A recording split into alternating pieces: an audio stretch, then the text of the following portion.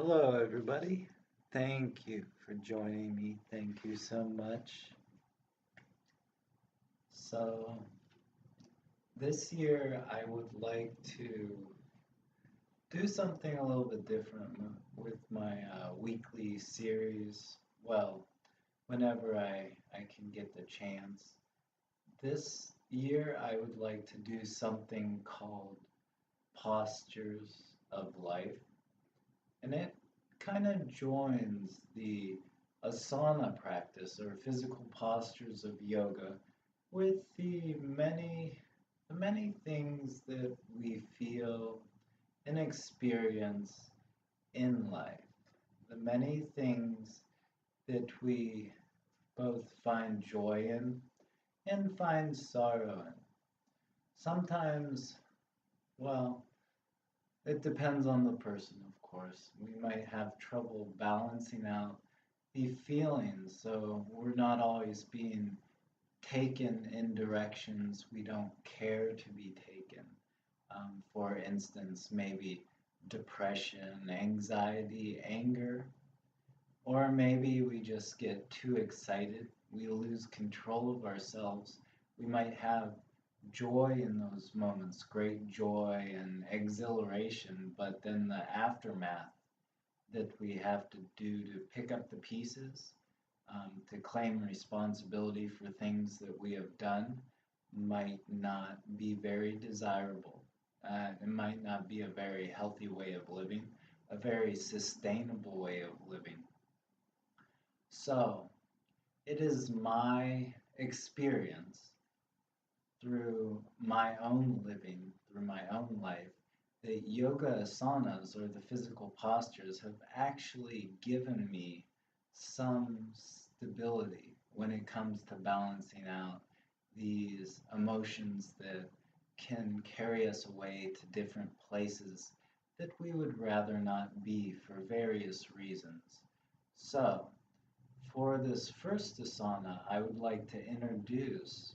Also, I would like to give kind of a reflection as I am doing it because it is important that we create a connection between the feelings, the energy that is kind of flowing within us when we're in the different postures. That way we can identify different desirable energies for us and undesirable energies for us when we find ourselves in life situations where things can get a little less a little less forgiving if we are carried away by anger or some other negative emotion or an emotion that will get us into trouble in some manner. So, yoga asanas can really provide us with the experience of those feelings that we would get from various life situations, but without many of the consequences, so many of the negative results. As they are often referred to, well, the whole practice of yoga is often referred to as a spiritual science. So the yoga asanas are one way that we can sort of experiment on ourselves, our own ability to live life in a healthy way. That way we can bring the results of those experiments, the positive results of those experiments, into our everyday lives, in our domestic lives, in our work lives, etc. So, first off, let me introduce this pose known as Balasana. It's a resting pose. It's very good for just feeling a state of groundedness in my own experience, a feeling of relief, of surrender, of letting go. So, I I will go ahead and demonstrate how to move into Balasana or child's pose. First thing I will do is move this lovely little kitty cat off my lap for a second so I can demonstrate. So, what we will do first, if you haven't already, of course, if you do have trouble in your knees, I do caution your use of this pose. There is also variations of Balasana that you can do when you're kind of up on your knees like so. That way you aren't bending your knees and making so much pressure in the joints that may be uncomfortable and damaging for some. So for all others, we will go ahead and we will come to our kneeling kind of on our heels, bending our knees like so. And then you can go ahead and point the knees out in each direction slightly so that you feel the toes in the back touching each other, the kind of the big toes. And then we'll go ahead and project our arms forward and direct them down so that our hands come to the mat, come to the ground, and then gradually we can reach forward like so. And now, if this is too much in the shoulders, we can also bring the arms down beside us like this. And then once we are ready, we can just go ahead and lower the forehead on the ground, on the mat like so.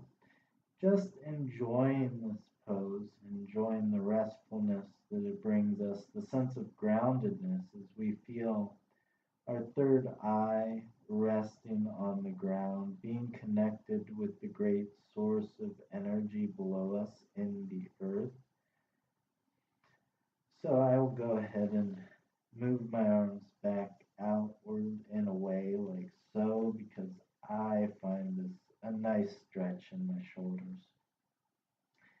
And as I'm here, I'm I'm trying to reflect a little bit on what this pose brings to me, my mental space, as I am feeling all these different sensations in my body. I kind of feel the nice kind of relieving kind of slight arch in my spine as my upper body hangs downward. That's very nice. I feel a lot of kind of relaxation from this sensation, letting go of different physical tensions in this sensation. I also feel very humble in this sensation, very, very grounded, close to the earth, close to the most stable side of myself.